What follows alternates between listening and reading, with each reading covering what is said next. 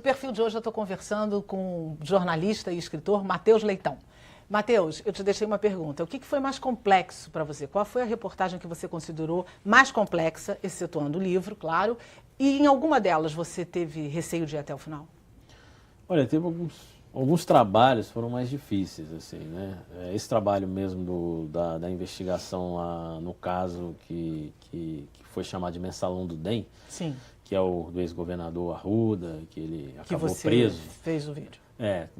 Ali foi uma das investigações mais difíceis, porque eu soube bem antes da existência daquele vídeo e tive que ficar investigando tudo aquilo que se passou. E não era só, enfim, eram vários vídeos, né? Depois o Brasil todo viu, eram vários vídeos, era uma enxurrada de vídeos, a gente ficava até assim, né? Vários deputados distritais, lá em Brasília chama deputado distrital, envolvidos no escândalo e tal, outras autoridades. Então foi um trabalho difícil. Eu fiz outros trabalhos, como o caso Zogby lá no Senado, que foi um caso que envolveu um diretor de recursos humanos que tinha uma empresa meio no nome de fantasmas, de pessoas fantasmas ali, no qual ele ganhava dinheiro fazendo empréstimo, crédito consignado. Foi. Né? Foi um trabalho que enfim, demandou muito tempo, rendeu, enfim, alguns momentos teve, assim, uma ameaça não física, mas... Você já chegou a ser ameaçado? Algumas vezes, recebeu alguns recadinhos indelicados? Exatamente, alguns recados a gente recebe em algumas situações, tanto nessa investigação. Eu fiz uma investigação lá em Brasília uma vez que pegou 2 desembargadores, né? Um estava vendendo, havia um era acusado de tráfico de influência e o outro era de vender sentença para traficante. Então, a situação ficou muito complicada. Acabei recebendo uns recados até, porque eu, como, enfim, envolvia um magistrado, enfim, lá um desembargador, né, era uma coisa assim muito difícil. Recebia recados, tanto do pessoal do magistrado, quanto das pessoas que supostamente estavam comprando as sentenças. E aí acabou que esses desembargadores foram afastados lá e tal, mas foi uma investigação difícil. Né? Eu fiz uma série de reportagens que revelou os passaportes diplomáticos dados para os filhos e netos do ex-presidente Lula. Né? Não recebi nenhuma ameaça, nem nada, mas foi um trabalho que demandou tempo, né? Essa coisa de investigar ali, descobrir a história, como é que foi dado esse benefício, que depois o Ministério Público entrou com uma ação e esses passaportes foram cancelados, né? E mudou a legislação. Isso eu acho importante do jornalismo. Pois é, isso que eu queria colocar para você. Deve dar uma sensação também muito boa, a sensação que você deve ter ao final de que alguma coisa muda a partir daquele fato, daquela notícia. A regra, ou pelo por exemplo, menos deveria mudar. Essa foi uma coisa ali, enfim. Mas a regra do benefício do passaporte diplomático mudou. A partir daquele momento, não era mais... assim, as pessoas que recebem o passaporte, a partir dessa série de reportagens, o nome delas é colocado no Diário Oficial, enfim, essa informação se torna pública. Antes não tinha. Então mudou a estrutura de concessão dos passaportes, tudo isso foi transformado depois dessa série de reportagens que eu fiz lá na Folha de São Paulo. E, enfim, isso realmente... você fica... não sei se a palavra é feliz, mas você fica...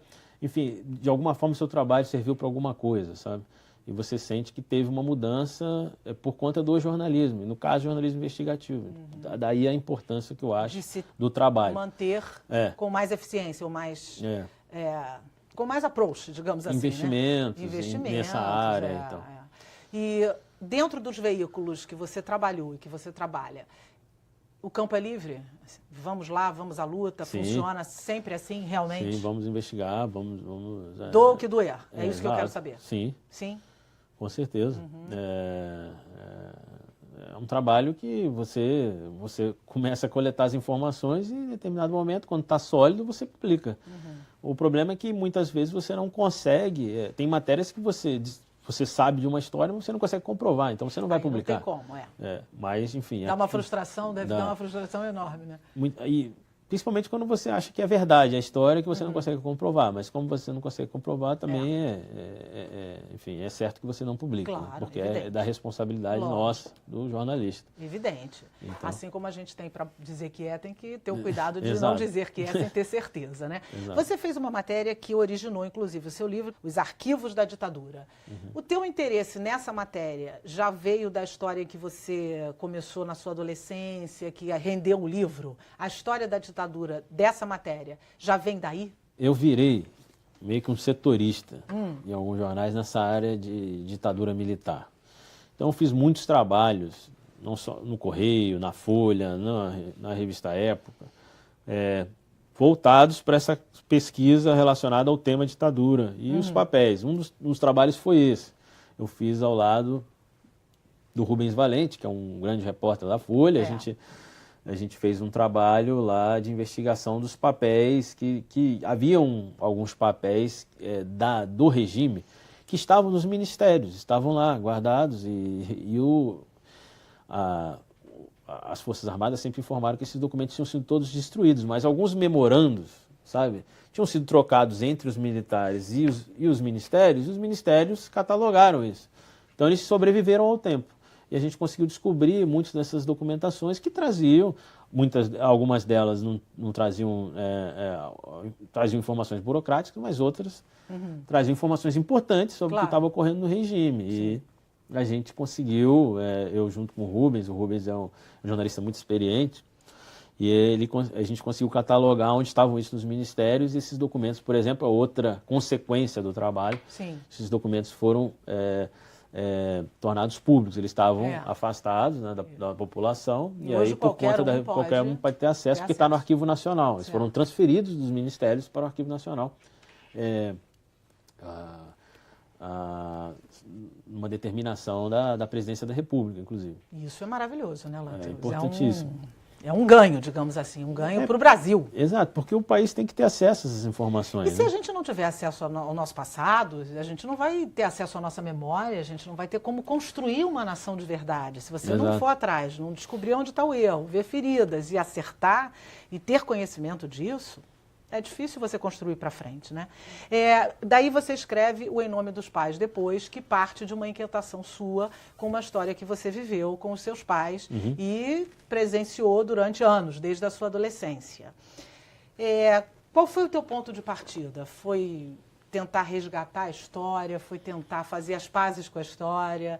Foi tentar entender o que aconteceu com o Brasil? Foi tentar fechar uma ferida que estava com o Matheus? O que aconteceu?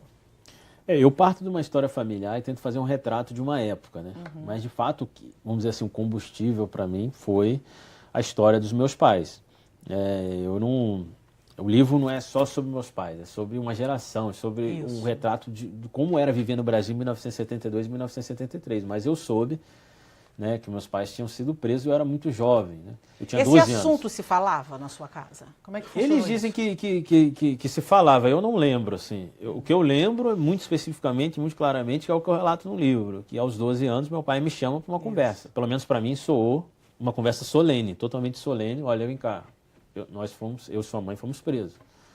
E eu tomei um susto, né? Porque, enfim, tinha 12 anos, eu falei, mas por que eles foram presos, né? Eu queria entender. No primeiro momento eu fiquei muito assim, mas será que o que aconteceu para eles? O que foi que levou ele à prisão? E essas questões que nasciam na minha cabeça, o que levou eles a serem presos, vamos dizer, alimentaram durante toda a minha vida essa minha busca. Eu soube, por exemplo, nessa mesma conversa, que meu pai, até para militar ali contra um regime ditatorial, ele recebeu um novo nome, um codinome, e o codinome dele era Matheus. Que é o seu nome. E aí me fisgou a história, eu falei, não, como assim, é daí que nasce o meu nome, eu preciso saber que história é essa, né? Não era só Quem assim, sou eu na ficção? Por que isso, como é que, quem foi essa pessoa que deu o nome para ele, né, e tal. E eu começo a fazer essas questões, né, e esses questionamentos. Mas isso começou lá na sua adolescência e foi te acompanhando, e você imaginava assim, um dia eu vou resolver essa história, eu vou ver eu de não que jeito imaginava, eu descubro isso. mas ela ficou muito tempo, né, na minha... fez parte da minha vida durante muitos anos. Por exemplo, eu ficava pensando, mas como é que foi que vocês se casaram? Bom, nós casamos, o papai estava preso. né? Então ele falava assim, né? Sua mãe estava solta, já tinha sido solta. E como é que foi esse casamento, né? Meu pai, a história do casamento deles é uma história de filme, né? Sensacional. Meu pai está preso, ele é retirado como um criminoso, perigoso, assim, né? Um subversivo. Mas, no fato, os dois eram dois estudantes, né? Que, enfim, tinham ideais ali acreditavam que o país não vivia uma liberdade, não vivia mesmo, a imprensa estava censurada, estava tudo, né? Eles discordavam daquilo e apenas por discordar, né? E fazerem algumas ações, panfletagem, reuniões, enfim, sei lá, peças de teatro consideradas mais subversivas ou, enfim, esse tipo de coisa, eles foram presos, né? Eles nunca pegaram em armas, né? O grupo deles lá no Espírito Santo, ninguém pegou em armas. Então era uma resistência ali, de alguma forma pacífica ao regime, mas foram presos. E eu tentava entender, né, por que eles estavam presos. No dia do casamento, esse meu pai que estava preso é retirado num comboio militar para ir casar, porque um juiz falou para o exército que não ia casar ele dentro do quartel, porque poderia ser coação irresistível considerada, e ele precisava ter certeza de que meu pai realmente gostaria de casar com a minha mãe. Isso. E, enfim, todas essas histórias foram alimentando a minha curiosidade, né? Eu queria saber, mas, poxa, como é que foi esse dia e tal? E aí meu pai chega e a história é muito bonita, né? Essa história do casamento é muito emocionante, né? Enfim, meus avós estavam lá, esperando, né? Seu avô, que já tinha um distanciamento da sua mãe, reencontrou, tiveram muitos simbolismos nessa história. Era um momento, assim, que meu pai disse que meu avô, que eu nunca conheci, porque ele faleceu antes de eu nascer, faz, assim, um gesto, vamos dizer assim, público de carinho, que ele nunca tinha recebido, né? E se emociona, chora com a chegada do meu pai, e a noiva que está esperando, né? Nesse caso. Nesse caso foi o contrário, né? Ela chegou enfim, e ela estava grávida e tudo aquilo, e eu sempre quis saber como é que funcionaram essas histórias, né? Como é que foi? Por exemplo, eu queria saber, tem foto desse casamento? Um fotógrafo tentou tirar, mas os militares destruíram o filme, né? Não queriam deixar registro e tal. Então, minha curiosidade foi sempre sendo alimentada eu queria estar lá de alguma forma, eu queria saber, eu queria ter mais detalhes, e isso me alimentou para escrever o Em Nome dos Pais. E em que momento você decidiu escrever o livro e realmente daqui para frente eu vou nessa, vou fundo nessa história? Quando é que você decidiu, vou fazer o livro? Em 2004, eu tenho acesso ao processo que eles responderam na Justiça Militar. É um processo que estava arquivado, já estava arquivado, mas eu consigo ter acesso a ele com muita dificuldade. Nessa época não tinha lei de acesso à informação. E eu consigo descobrir onde ele está, vou lá, mas os militares não querem deixar eu ter acesso. O Superior Tribunal Militar, que era onde estava arquivado, não queria me deixar num primeiro momento ter acesso. Hoje eles me ajudam.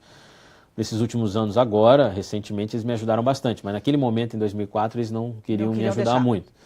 E aí eu tenho acesso aos documentos, e quando eu vejo os documentos, e, enfim, nesses documentos que eu vejo essas fotos, né? Aliás, eu quero mostrar aqui, rapidinho, antes da gente encerrar esse bloco, a capa do livro, que a gente vai mostrar mais ao final, que até a capa do teu livro é bonita. O livro é ótimo e a capa também. Aqui, Em Nome dos Pais, como a gente está falando, Miriam Leitão, Marcelo Neto. E essa imagem que eu recupero lá, nesse dia que eu vou lá, tenho acesso, me emociono vendo as fotos, porque eu sempre quis ver essas. Minha mãe tinha me relatado, olha, me fotografaram quando eu fui preso. Eu falei, pô, essa foto pode estar em algum lugar, em algum processo. E eu acho realmente elas nesse processo. A partir desse momento eu decido ir, mas eu decido ir atrás da história com mais profundidade. Isso em 2004, ou seja, vamos dizer assim... Quase 13 anos, né, para trás. Mas algumas questões ainda ficavam na minha cabeça que... E eu queria saber como é que você pautou o livro, mas você também vai contar pra gente no próximo bloco. Agora a gente vai fazer um rápido intervalo, não sai daí que é bem rapidinho. A gente volta com mais Matheus Leitão para você aqui no Perfil. Eu volto já.